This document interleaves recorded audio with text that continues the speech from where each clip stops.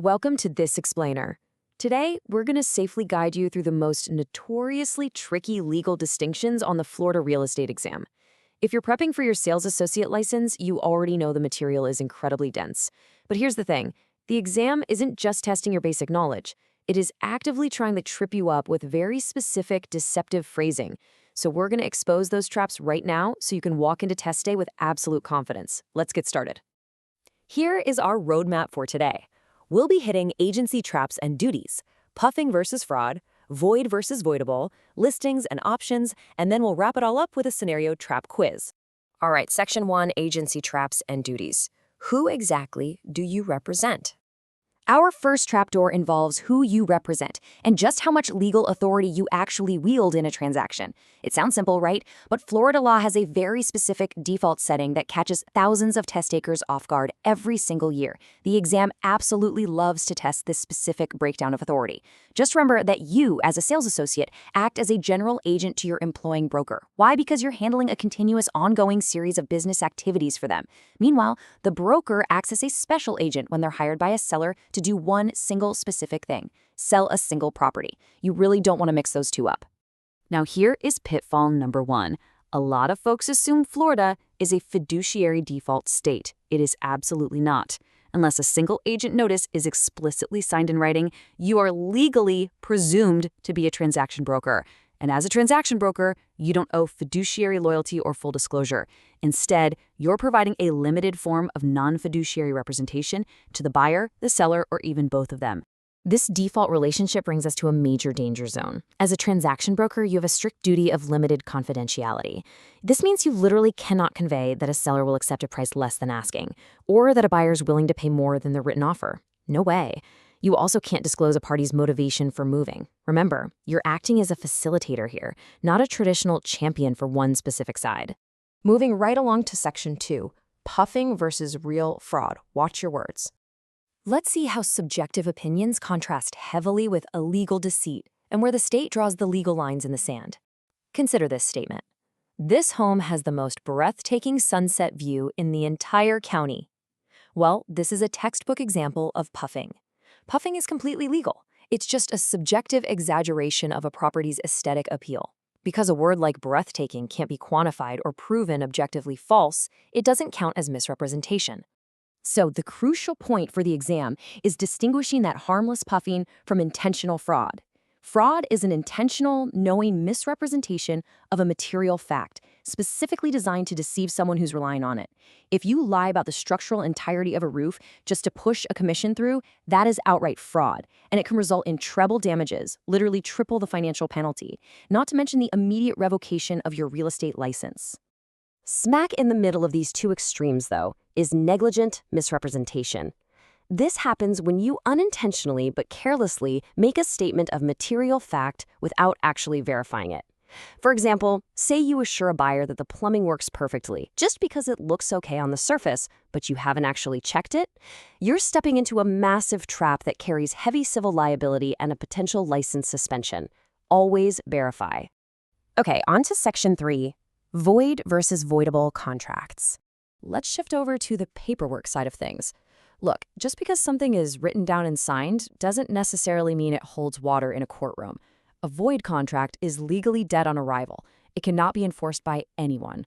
A classic exam gotcha is an agreement made to permit an unlicensed person to sell real estate for a commission. Because the core purpose of that agreement violates Florida law, the contract is void from the very second the ink dries. It essentially never existed in the eyes of the law. Keep in mind, this is slightly different from an unenforceable contract, which is valid in theory but can't be enforced in court, usually because a rule, like the statute of frauds, required it to be in writing.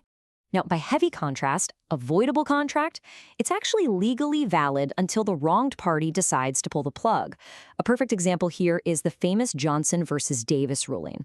If a seller fails to disclose a known material defect, like say a hidden leaky roof, the buyer can choose to void the contract once they discover it.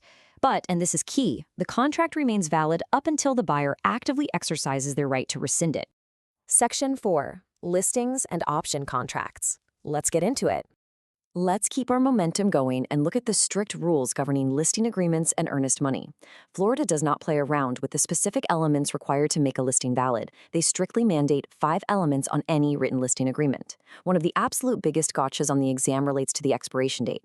Florida law explicitly dictates that there can be no automatic renewal clauses in a listing agreement. If it doesn't have a hard, definite stop date, it's a direct violation. When these required elements are packaged into an exclusive right to sell listing, the broker secures the ultimate protection. Under the specific agreement, the broker earns their commission regardless of who actually finds the buyer. Yep, even if the seller finds the buyer themselves, the broker gets paid. This gives you the authority to advertise and field bona fide offers with total financial peace of mind. The exam also heavily targets option contracts. You absolutely need to know that these are unilateral agreements. Unilateral meaning only one party is actually obligated to perform. Furthermore, to be enforceable under the statute of frauds, an option contract must be in writing and signed, period. Verbal options for real estate simply do not count. Let's say you have a valid contract, but the buyer completely breaches it. You have to know the seller's remedies. The seller can choose to keep the earnest money deposit as what we call liquidated damages to cover their wasted time. Or, if they really want the deal to go through, they can sue for specific performance. That means asking a judge to legally force the buyer to close the transaction. And if you ever see the phrase, "time is of the essence," written in a contract, realize the immense legal weight it carries. It means that missing a deadline by even a single minute turns a standard delay into a total actionable breach of contract. There is zero grace period when those 5 words are included.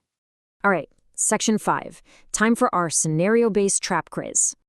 Let's test your retention of these exact traps by putting you into the shoes of a licensee facing exam-style scenarios. Here is scenario 1. Think about the scope of the work involved between an associate and a broker and lock in your answer. Ready? A sales associate is hired by a brokerage firm. In this relationship, what type of agent is the sales associate to the employing broker? Are they a universal, general, or special agent? If you said general agent, you nailed it, because you're authorized to perform a continuous, ongoing series of real estate transactions on behalf of your employing broker, rather than just one single isolated task. You fit the definition of a general agent perfectly. Okay, here is your second high-stakes scenario, this time involving property condition and your behavioral duties.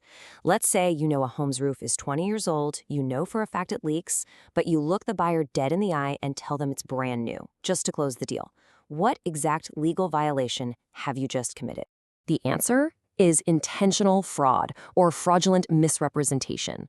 This goes so far beyond subjective puffing or a simple careless mistake. It's a knowing, intentional deceit of a material fact.